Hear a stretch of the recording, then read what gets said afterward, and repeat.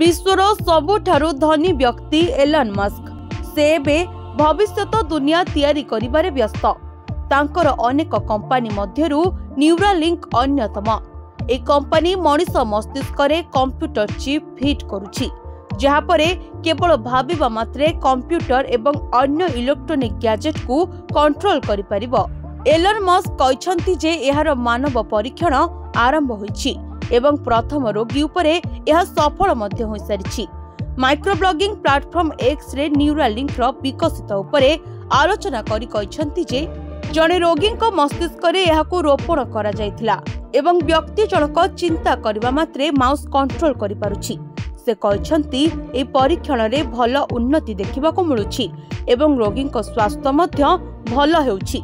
Neural effect सह एबे बिल्कुल ठीक अछि। न्यूरालिंक को नै दाबी करा जाउछि जे सफल टेस्टिंग परे ए चिप को सेही रोगी कठारे व्यवहार करा जिवो जो माने पैरालिसिस एवं अन्य अक्षमतार सामना करूछन्ति।